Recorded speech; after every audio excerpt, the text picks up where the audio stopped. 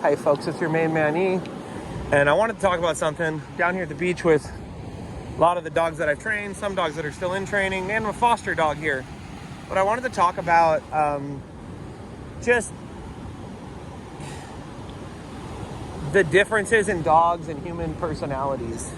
You know, I've tried so many different training approaches. I've tried so many different training styles. I always want success for the dog and the client. And so I've tried taking dogs in board and trains for long periods of time.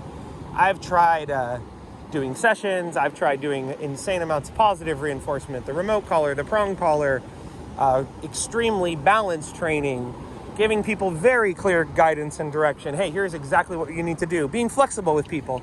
Hey, maybe try this, maybe try that. Oh, that dog's funny.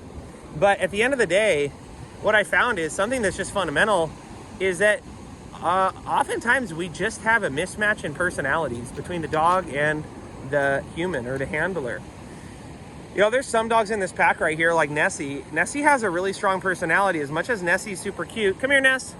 She has a really strong personality. She wants to do what she wants to do. And if you're not ready to set very clear boundaries with Nessie and be 100% clear, like when I say no, it means no. And that's that. That's a fact. It's possible. Hey, let's get out of the tar. Come here. Hey, there's too much tar over here. Come on, get out of the tar. Come on. Come on, come on, come on. Come on, let's go. Nessie, come. You might not have the best results with Nessie. I mean, we gave her to somebody, and after 4 days, we saw her growling at people, which we've never even seen before. I've had Nessie for 3 months. Nessie, come on. You know, or maybe you have a Tessa or you have an Emma, and you are an owner that's like, I'm going to set boundaries. I'm going to discipline this dog. I'm going to tell them what to do. I'm going to boss them around. Well, that's not really going to work that well with Emma and Tessa. They can get freaked out. They can get scared. They can get kind of shut down. And next thing you know, Tessa and Emma, they're not really responding as you'd like them to be because they're freaked out. You know, maybe you're an owner who, Nessie, come on, Ness. You really want to take a all positive reinforcement approach. You don't want to discipline. You don't want to use the remote collar or the training tools. That just might not be possible with a dog.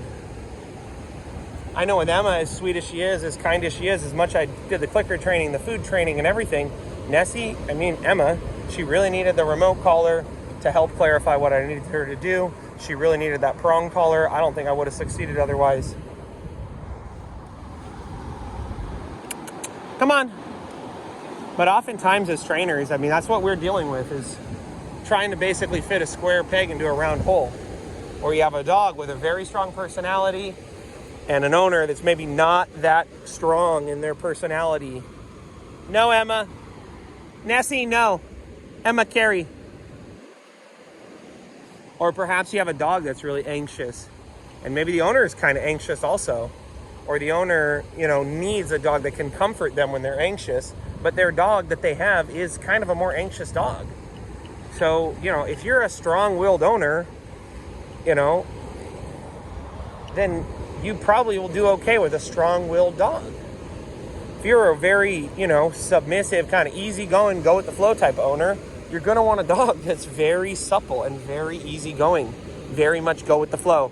Hey, Emma! You know, and if you're somebody who has anxiety or fear, you're going to need a dog that's like Tessa, you know, that's just like smooth sailing and really cool and real sensitive. Not sensitive to your anxiety, not sensitive to your fear. You know, if you're somebody who's super calm and confident, yeah, you probably can handle a nervous dog. But when you've got the wrong dog already, you know, sometimes the hardest thing is just accepting that, hey, you know, this is really not the right fit. I'm not somebody who likes bossing things around. I'm not somebody who finds it easy to... I don't find it easy to set boundaries. I don't find it easy to say no, or, hey, man, I don't like that. That pissed me off. Maybe I can do that with people, but I can't do that with animals. Whatever it is, you know, just acknowledging that is probably going to be a big step in the right direction of just going, oh, man, this is kind of a tough fit because I want to use my animal as an emotional support animal, and oh, my God, this dog's kind of a nervous wreck. Or, hey, I don't really want to have to be really aware of my surroundings all the time, but I've got a dog that needs me to be very alert of what's happening so I can be one step ahead of things.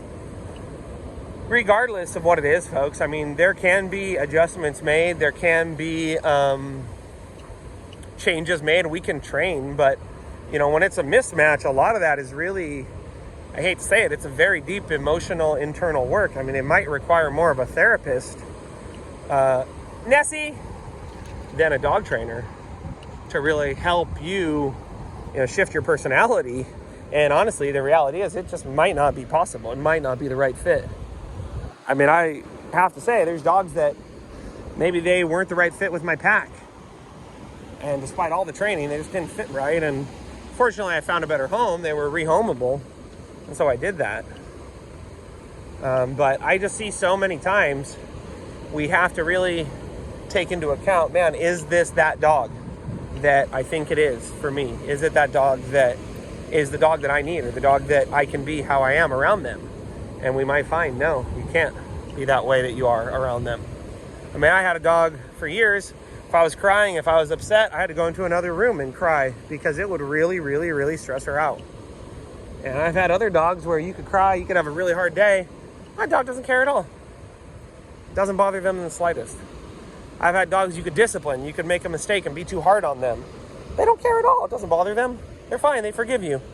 And then I've had dogs where if you're too hard on them, you're too stern with them, you'll see. It'll compromise their relationship. It'll compromise their confidence. They'll become confused. They won't really know what to do when you're telling them what to do, because they're going to go, oh my God, I'm just so scared I'm going to get in trouble. I don't want to do that. Emma, Carrie.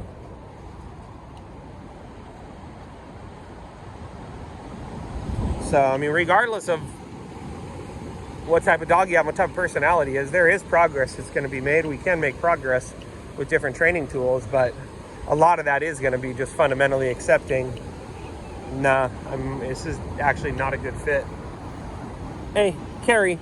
And for that reason alone, hey, it might be a really challenging process for us. It might be easier for somebody else. And we see this a lot. Nessie, you know, a dog that might be super easy for me because I don't have trouble setting boundaries and just telling the dog no. I don't like that. It makes me uncomfortable. I mean, that dog might be such a nightmare for somebody else to have. Or there's dogs that come in that some other trainer's just been so hard on and yanked and cranked, and, you know, the dog is not going to respond well to that type of pressure. So some dogs, they need a very balanced owner that can be very dominant and bossy, but also be very quick to pick up their, you know, emotions and make them happy and stuff.